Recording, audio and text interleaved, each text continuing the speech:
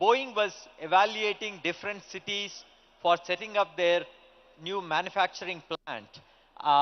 And my understanding is not just cities across India, but in other parts of Asia. And I was seated next to a gentleman, a Caucasian, who was visiting India for the first time. And we talked about, each other, and he knew that I live in California. I was here on a visit. And KTR, as he normally does, did a fantastic job building a very compelling argument for why Boeing should choose Hyderabad over other cities, and other cities not just in India but outside too. And at the end of it, this gentleman turns to me and says, Raju, we need a leader like this back in our country, in America. Just, just think about it. And being a native of Telangana, my heart swelled with pride. So, ladies and gentlemen, that's just a peek into, KTR Garu from a personal anecdote that I have. He's a kind of leader that not only any part of India would love to have, but any democracy in the world would love to have. So please join me in a warm welcome to our chief guest, KTR Garu. Thank you.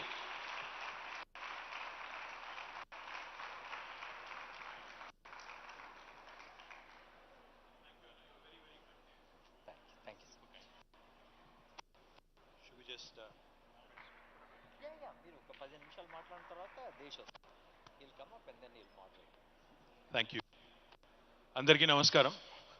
A very good morning to all of you. Firstly, I'd like to thank Raju Reddy and the team of Kakatiya Sandbox for inviting us over to Nizamabad. It's always a pleasure, always, a memorable experience meeting with Raju, Desh, and the entire team, that inspired this wonderful facility being created here in Nizamabad, the Kakatiya Sandbox. Also wanted to ensure, to all the distinguished delegates and others who have come from various parts of the world and also various parts of India, welcome to Telangana, welcome to Nizamabad.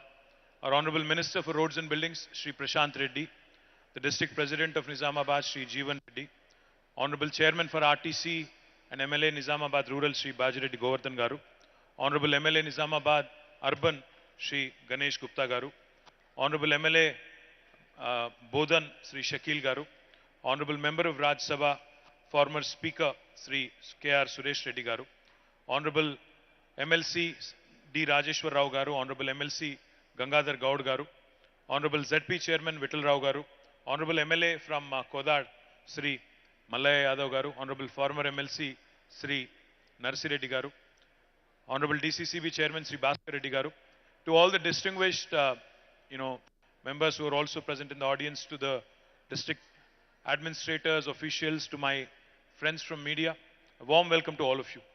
I love the theme of this event, development dialogue. I think a country like India, which has the largest population on the planet now, we just surpassed China. For those of you who are not aware, we just, I think, surpassed China last week or 10 days ago. We have the largest population on the planet now. We're the country with the largest population on the planet. Most importantly, this population, if you look at it, 50% of India is less than the age of 27. 65% of India is less than the age of 35. And in a knowledge economy, I think this is the biggest a nation can bring to the table. The kind of young think force, not young workforce, but the kind of young think force India possesses today is the biggest strength, in fact, it can leverage is to come. The reason why I said I love the theme of this conference being development dialogue is because I'll narrate a quick story to you. Back in 1987, both India and China, similar sized countries in terms of population, also had a similar sized economy. We had almost the same GDP back in 1987. But if you actually move forward to 36 years later, today, China is the second largest economy in the world with $16 trillion of GDP size, whereas India is still languishing at $3 trillion with the dreams of a $5 trillion economy. What went wrong? Or what did China do right that India did not get right? In my humble opinion, I think China focused on ensuring that development becomes the principal conversation across the country, across the nation. Unfortunately, in India, I think very often politics takes center stage and economics, unfortunately, takes a back seat.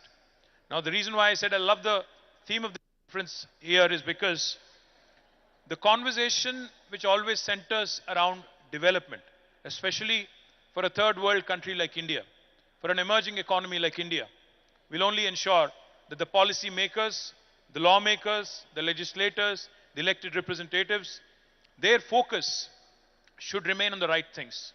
For instance, in Telangana, under the dynamic leadership of our Honorable Chief Minister, Shri Ktr Garu, we have focused on getting our basics right. Back in 2014, right about the time when Kakatiya Sandbox was formed, the state of Telangana also came into being on the 2nd of June 2014. When we started this journey in the new state, there were a lot of apprehensions, there were lots of doubts. In fact, we started our journey as a power deficit. State of Telangana, in fact, when Manish was, Funny was talking, also when Raju was talking, they all mentioned farmers and the rural livelihoods, etc. In Telangana, for those of you who are not familiar with this state, we had, to the formation of the state, we had 25 lakh plus, 2.5 million plus tube wells that have been sunk in by the farming community here. Billions and billions of dollars over a period of last few decades. They have sunk in many, many bore wells into the arid, dry region of Telangana. While there is enough water in our rivers, Godavari and Krishna, it has not been leveraged. While there are enough minor irrigation tanks, almost 46,000 lakes and tanks, they have not been leveraged. Irrigation was primarily rain-fed and it was dependent on tube wells and bore wells. Now this is something that was the challenge when we started our journey as a new state. Because we started our journey as a power deficit state. When our Honorable Chief Minister assumed office on the 2nd of June 2014, he made it his primary task and primary challenge to address this power deficit situation. In a matter of 6 months, just 6 months, from the day he assumed office, he made sure that the power deficit situation has changed, and today I can proudly say that Telangana is a power surplus state which can actually supply electricity 24/7 to the farming community free of cost in India. And we are the only state in India which provides free power 24/7 to the farmers. We also produce and supply quality power to both domestic and also industry sector in our state. The reason why I'm mentioning this today is because in the last 8.5 years, numbers will tell you a story. The development dialogue that we're talking about today is already a work in progress in Telangana. When we started our journey, the per capita income of Telangana was 1,24,000 rupees. 124,000 rupees. As of March last year, March 2022, the per capita of Telangana has increased to 278,000 rupees, 2,78,000 rupees. Almost 130% increase. The gross state domestic product, the GSDP of Telangana was about 500,000, 5 lakh crores on 2014 June 2nd. But as of last year, the GSDP of Telangana also has increased to 11.55 lakh crore, which is almost 1.15 million, 1.15 millions. The kind of increase in wealth, the kind of increase in per capita income that has happened in Telangana, just to give you one little statistic that will put things in perspective. Telangana is only 2.5% of India in terms of population. We are only 40 million people. But our contribution to India's economy, India's GDP is 5%. We are 2.5% in terms of population, but our contribution is 5%, which means we are literally punching double our weight. We are a 50 kilo boxer fighting in 100 kilo categories, how I would like it to. And I would also like to add one more thing. Raju called Nizamabad a microcosm of India. And by extension, you called this room a microcosm of the world. I would only say one thing. Telangana is that state where the north of India meets the south of India. Telangana is that state where paratha meets dosa. Telangana is that state where biology meets technology. Telangana is that state where life sciences meets data sciences. Telangana is that state where mangoverse meets metaverse. And Telangana also is that state which is focused extensively on holistic integrated development. What do I mean by that? Our IT exports back in 2014 were 57,000 crores. As of last year, they have risen to 1,83,000 crores.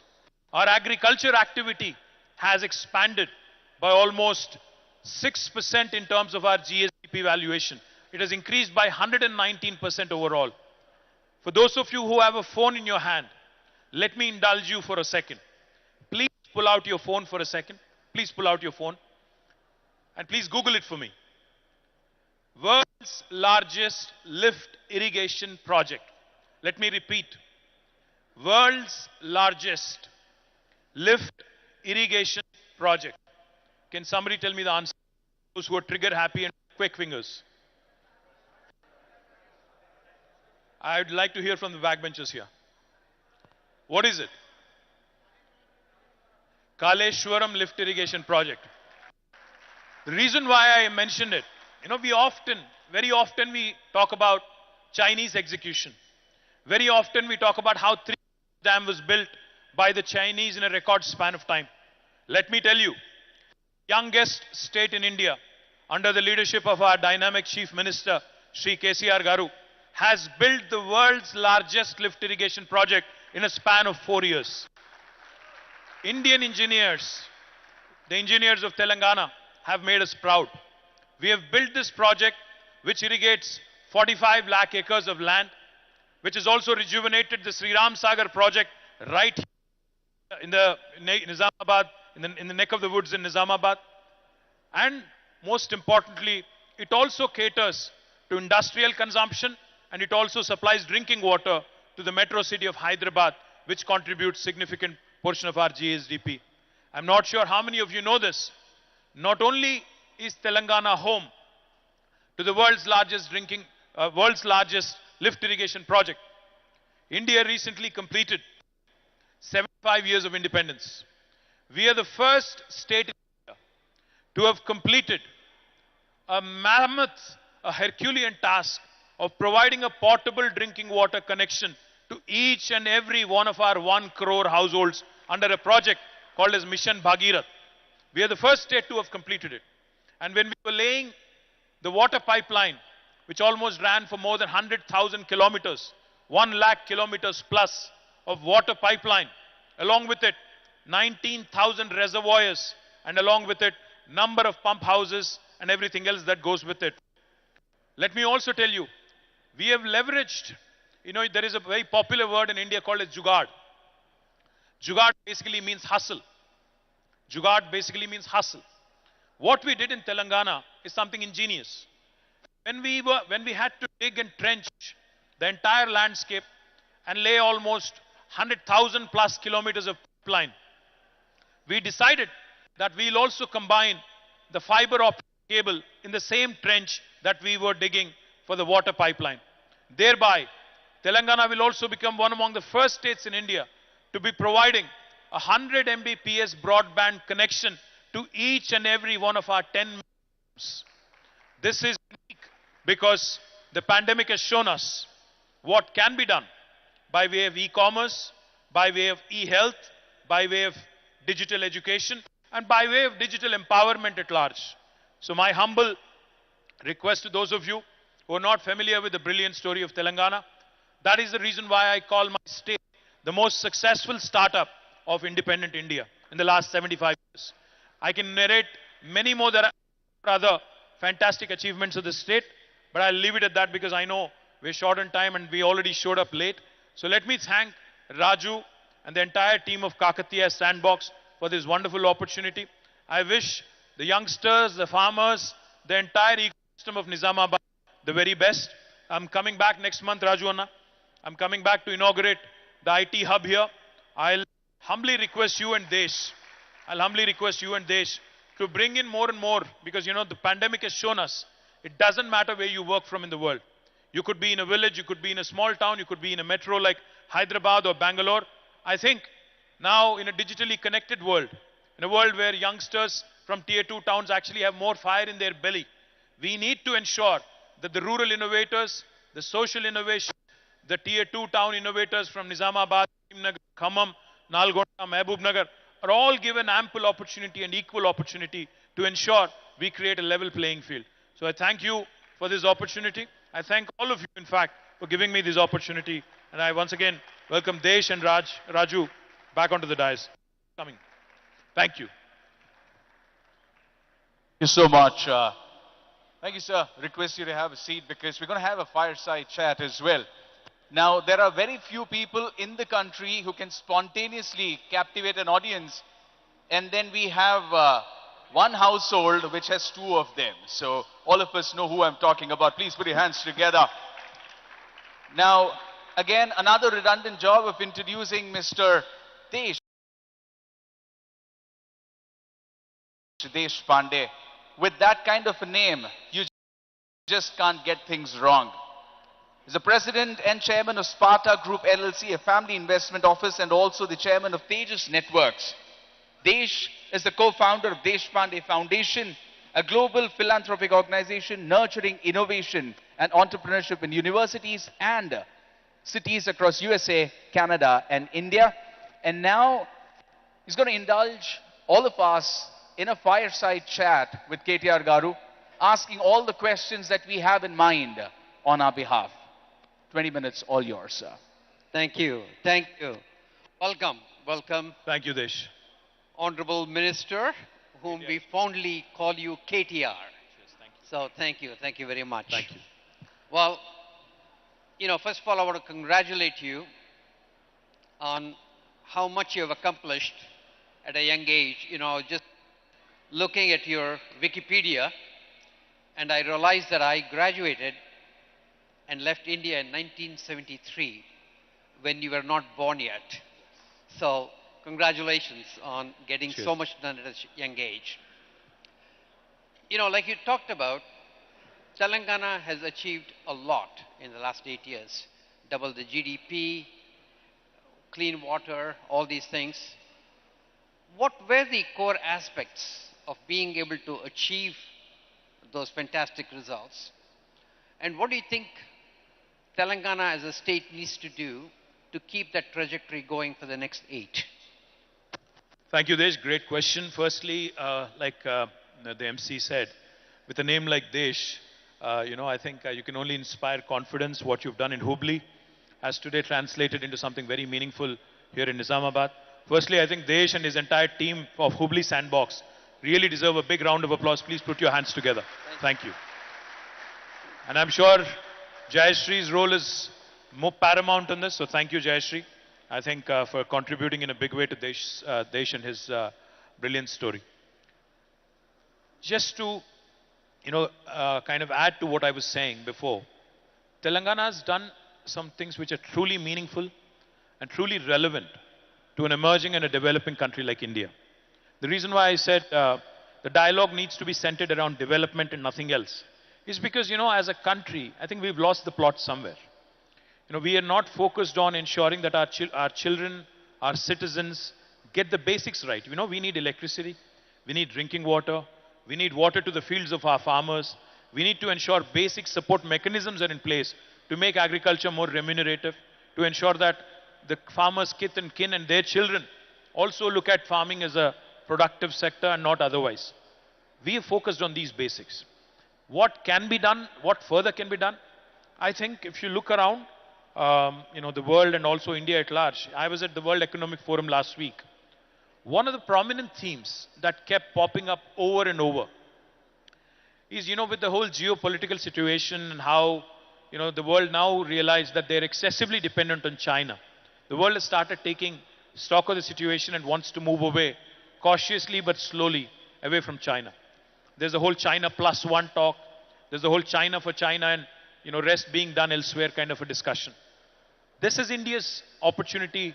This is an opportunity for India to seize the moment, to capitalize on it, to build more manufacturing, to ensure that we, also as we move into the services and knowledge economy, to latch on to that unique opportunity where India can position itself as a hybrid between China and the US. The reason why I call it a hybrid between China and the US is because China has done brilliantly to position itself as a factory of the world.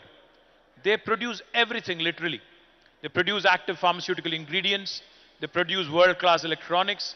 They produce plastic molds and little things that we see all around us. They also produce some of the most high-tech equipment that there is in the world that is used in aerospace, defense, space tech, etc., etc. Whereas the US, slowly but steadily, has moved away from being a manufacturing to a services, now more to a knowledge economy. And like I was pointing out, I think over the next 1 decade, India can truly position itself with progressive states like Telangana leading from the front. India can truly position itself as that unique combination which can both cater to the manufacturing needs of the world, also at the same time ensuring that this young think force that we have, that amazing demographic dividend that can pay off big time if we ensure that more and more sandboxes can come up in various parts of India. If we can focus and ensure that the youth of India doesn't unnecessarily get distracted from the development agenda and continues to stay on course, then magic can happen over the next 1 decade. The last thing I'll mention on this count, Desh, India does not have the luxury of leapfrogging anymore. We cannot allow leapfrogging to happen. We have to literally pole vault. Because what US was able to achieve in the last, say, 1 century or so, what China was able to achieve and accomplish in the last 2 decades or so, India has to do that in 1 decade. And that is the window of opportunity that India cannot miss out. And more such unique opportunities where ecosystem and multilateral, cooperation opportunities between the government, the private sector, the academia. If this kind of conversations can happen more often with tangible outcomes, with tangible metrics, then surely India will actually get onto that proper direction and proper dialogue. No, totally agree with you. Also, I'm a big believer of democracy. It's very messy process, but it has an ability to include everybody and do the inclusive growth. In fact, I remember in 1980s and 90s, somehow there was a feeling that Japan had won and US was going to lose. And it's amazing what they did over the next 20 years. They just reinvented themselves. And similarly, they will. And the geopolitics offers a fantastic opportunity for India. And also, it's very heartening to see, for example, India really stand up and start making iPhone 15s, which is one of the most complex technologies. So the fact that they can master these things, I totally agree with you. How important do you think is the inclusive growth to be able to achieve the dream? Democracy is good. I completely agree with you. But demagoguery is not. Democracy is possibly our greatest asset, besides the think force that I just talked about. But demagoguery and, insulting our institutions, insulting our own people, dividing people in the name of religion, etc., can never make India, can never propel India into the first world orbit. What can aid, the inclusive growth opportunity that you just discussed, that you just mentioned? I firmly believe 3I. Honorable Prime Minister had called all the political party representatives a couple of years back for a dialogue. I told him one thing on behalf of my party, the Bharat Rashtra Samiti. I told him, sir, the 3I mantra needs to be followed. First I is innovation, second I is infrastructure, and third I is inclusive growth. Unless you mix these 3 I's and come out with a very unique model, because if you think about it, young Indians today, with the kind of access they have, we are all drowning in information, but like they say, we are all, grasping for knowledge and grasping and clutching for wisdom, I guess. Young Indians today have the access to the information. have amazing ability to also solve the world's problems. And they have stars in their eyes. They have the ability to really come out and, aim big at the globe and, solving global issues. Provided we give them platforms to actually, provided we give them wings to their dreams. So in Telangana, we founded what is called as T-Hub, which is the world's largest technology incubator now. Not only did we find the T-Hub, not only did we set up the T-Hub, today Telangana is uniquely positioned with women entrepreneurship hubs called as a V-Hub. We also have created TSIC, the Telangana State Innovation Cell. In fact, Funny is here. He was our Chief Innovation Officer of the state of Telangana for a very long period. I'm thankful to him for that.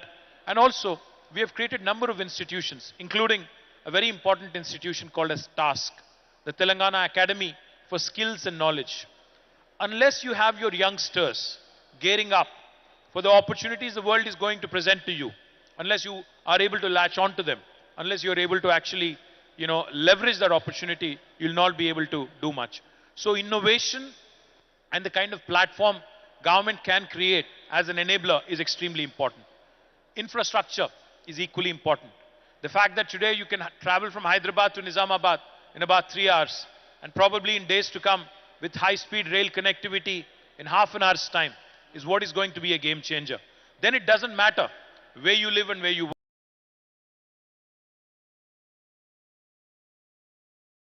You could be living in Bangalore and working in Hubli. You could be living in Nizamabad and working in Hyderabad. So the kind of infrastructure that India needs as a country is something that governments and private sector both have to focus on. Not only national highways, rapid rail connectivity, also ensuring digital infrastructure is in place so that it becomes a level playing field irrespective of which town and which village you reside in. The third and most important thing, if you ask me, India is a country which is full of diversity. Everything in India changes every 150 kilometers. The language, the dialect, the eating habits, the way you think, the cultures, etc., etc. India has 22 official languages, 300 unofficial languages. The language you speak at home versus the language I speak at home, while we are both brown skinned, are as different from each other as are possibly German and French. So this diversity of India needs to be respected. We all, as governments and as private entities as well, we all need to ensure that innovators, irrespective of what background they come from a rural area, it could be a woman or a man, it could be a youngster or an old guy, irrespective of who you are, what religion you belong to, or what social class you belong to, you need to be given opportunities that are equal and inclusive. With this 3I mantra, I sincerely believe India can propel itself into the first league, first world. So, in the crowd here, we have a lot of well-meaning citizens, very excited young people from rural India. What can they do in their individual capacity to contribute to the growth and get India to achieve its deserved position globally? I think all of us Indians, have been taught from a very early stage. When I was growing up as a young man in 80s and 90s, I used to see around me that, while we have this amazing problem-solving ability, we are always taught from a very early stage not to take much risk. We are told that you can be a job seeker, not a job creator. Entrepreneurship is something that has not been, promoted as a culture among Indian society. From a very early stage, Indian parents tell you, become a doctor or an engineer, get a job, settle in life, get married, have children, buy a house, buy a car, etc., etc. Not a single Indian parent would actually tell you, go out into the world, chase your dreams, follow your dreams, and be ambitious and actually take a risk. Unfortunately, debt in India is looked down upon, frowned upon. So this fundamental shift in attitudes that we ought to be risk-taking, we ought to think big, we ought to think global, and we are solving a problem. Remember that you're solving 1/5 of humanity's problem. So therefore, I think our ambition, our vision needs to expand a bit. Our risk-taking appetite needs to expand a bit more. And culturally and sociologically, Indians need to start thinking big and start experimenting. Remember, after all, it's one life with a very limited lifespan, with a very limited capacity. So therefore, we need to risk a bit more is what I would say. And youngsters here especially, I think in my time, in Desh's time when we were growing up, I think there wasn't much appetite of capital. And today's India, and today's world, capital is not a challenge anymore. You can raise capital if you have the right kind of idea. If you have the right kind of product, the markets are there to lap it up. So therefore, I think taking a bit more risk, thinking big, thinking global, not just thinking India, I think that's the way forward from an Indian youngster's perspective, if you ask me. Well, I also want to thank you for personally finding ways to do it.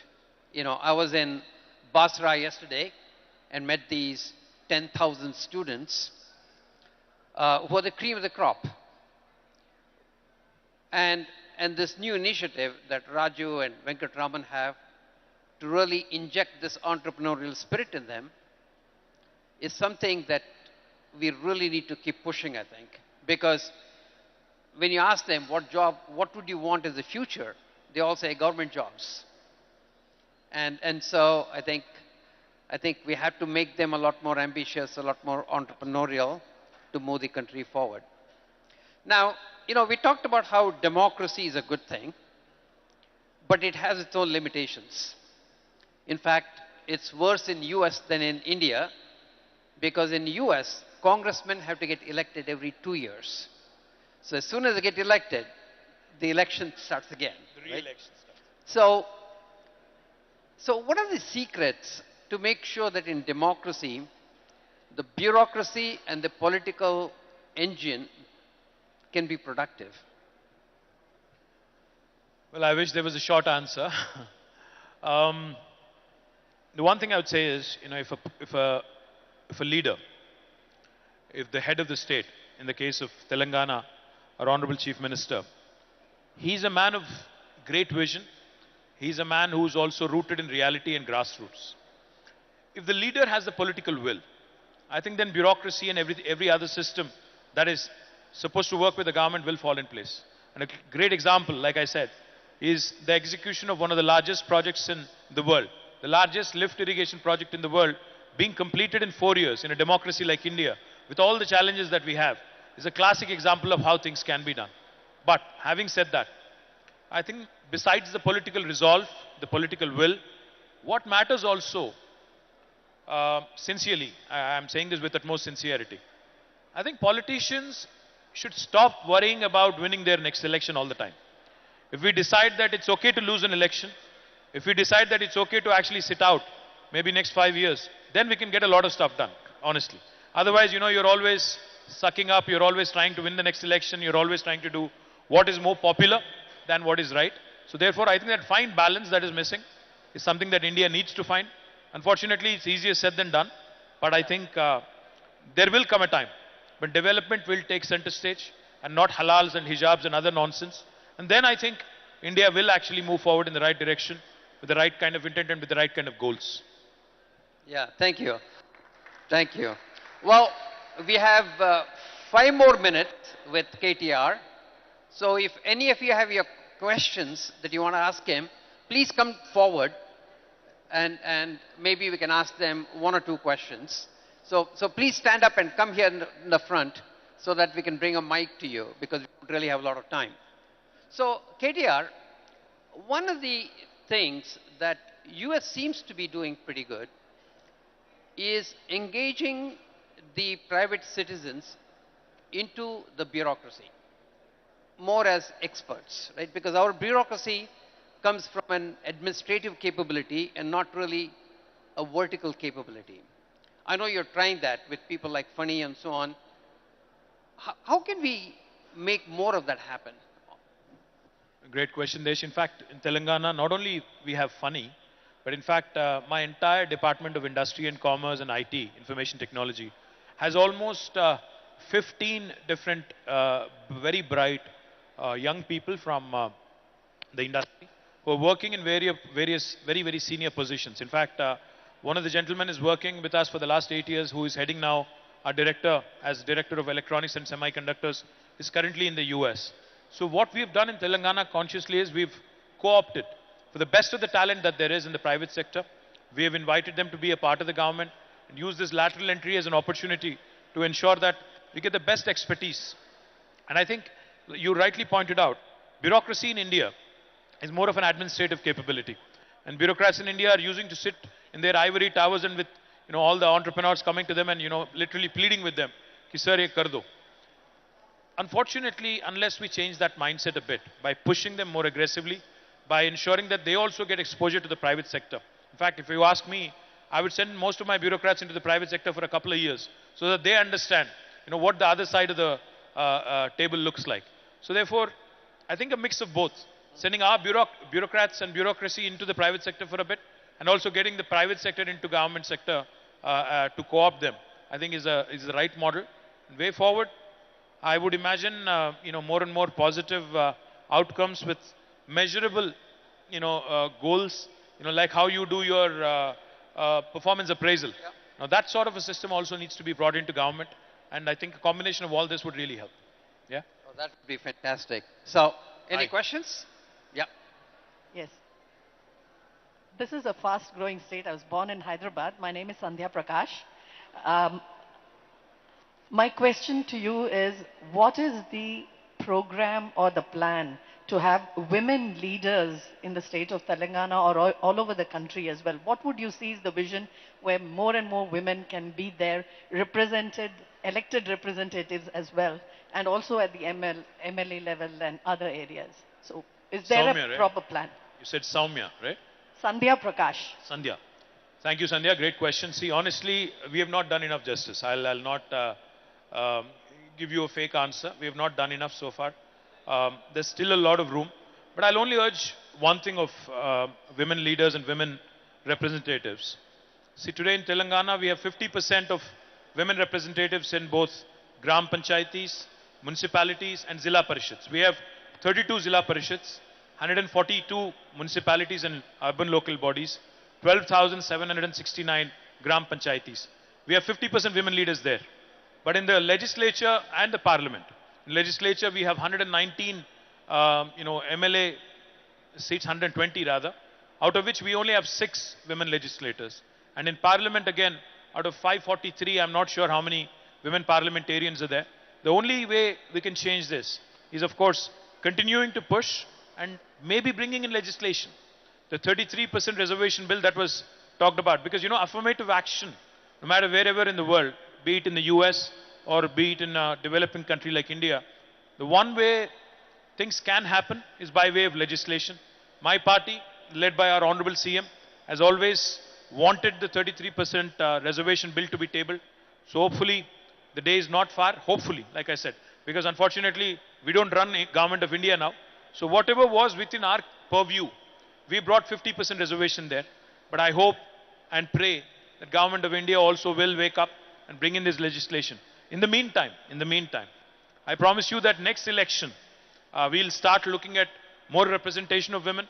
But these women leaders also will have to come from within the ranks. You cannot be staying away from politics for 4.5 years and coming to us in the last 6 months and saying, listen, I need a seat because I've done some good work elsewhere, not in your political party maybe, but elsewhere. So I think a lot of pressure also has to come from within the ranks, and that sort of pushing the envelope has to come from within and not from outside. That's what I would think. Thank you, Ktr. Thank you, Sandhya.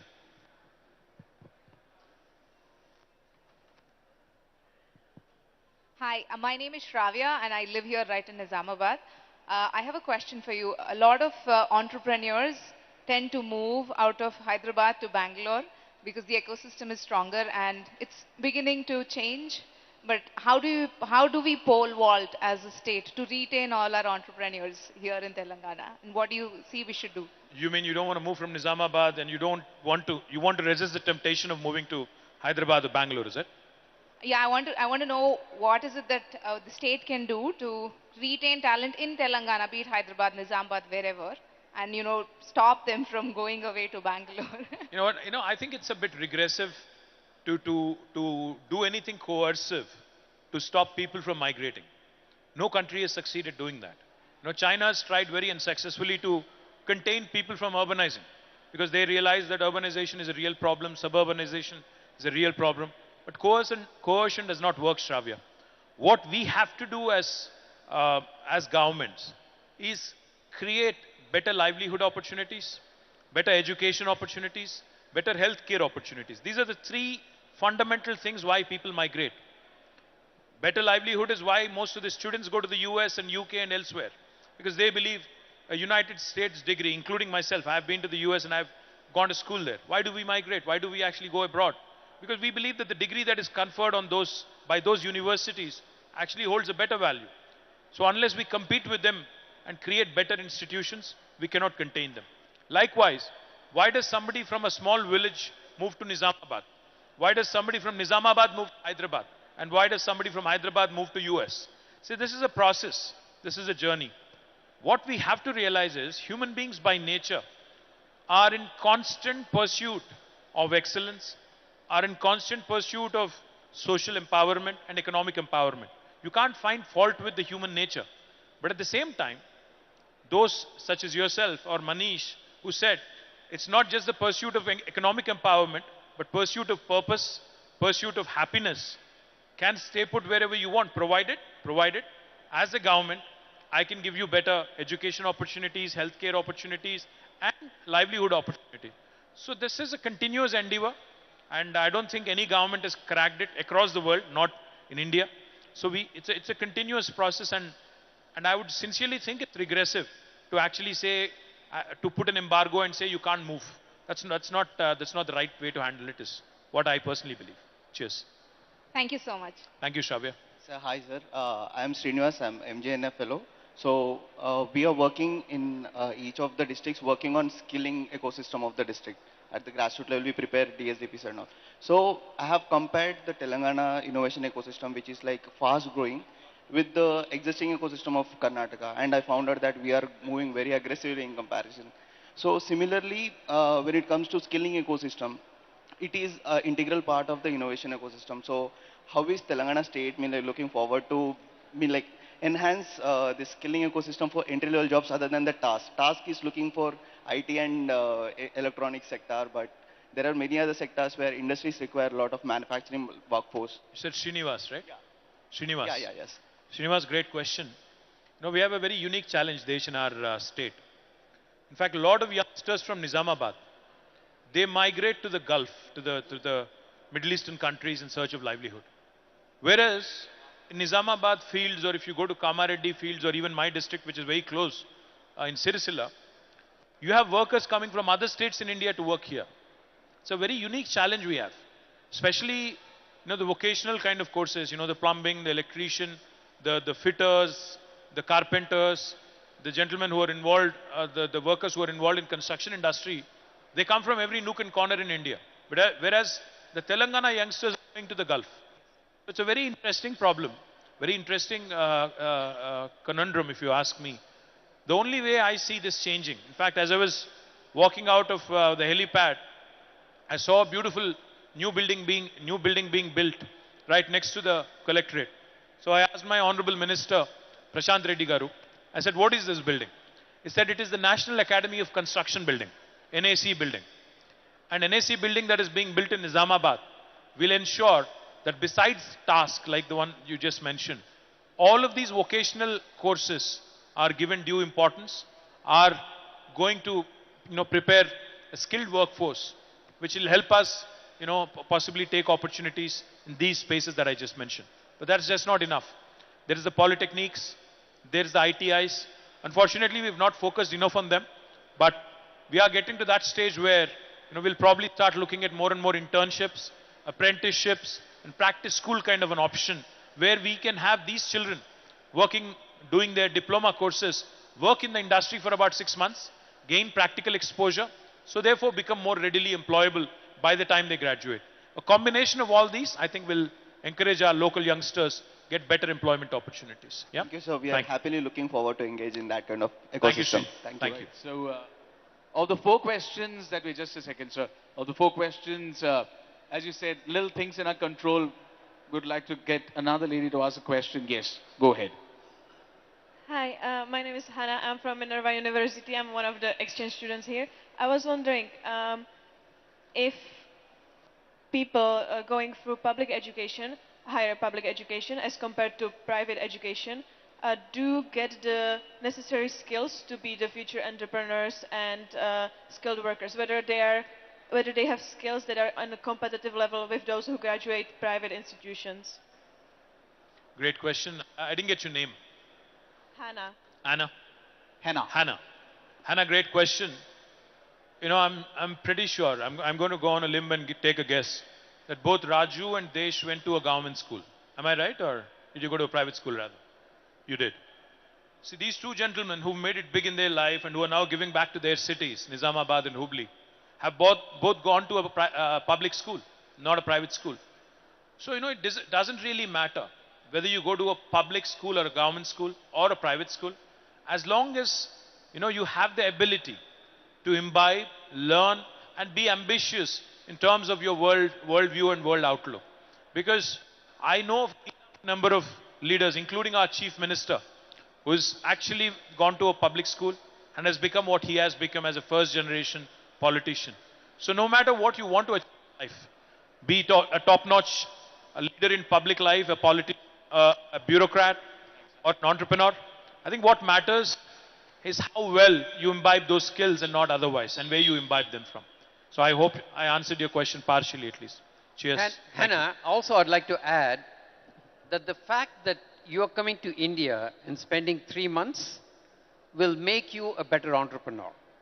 So why is it that people from Nizamabad do well in Dubai, people from Orissa do better in Nizamabad?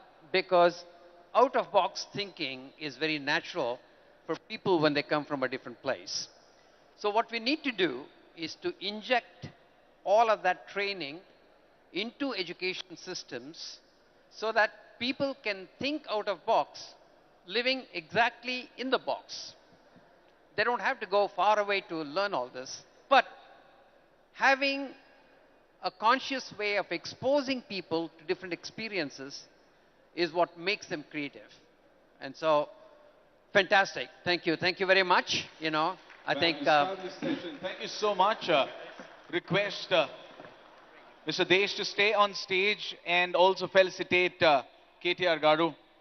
Thank you so much, Ktr Garu, for your time and patient hearing to all the questions and responding to all of them in your trademark style.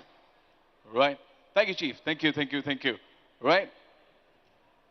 Okay. So Ktr Garu is now moving to the agri sector where he'll be interacting with all the farmers there. And we will continue with our interaction, the beautiful panel that's set up next.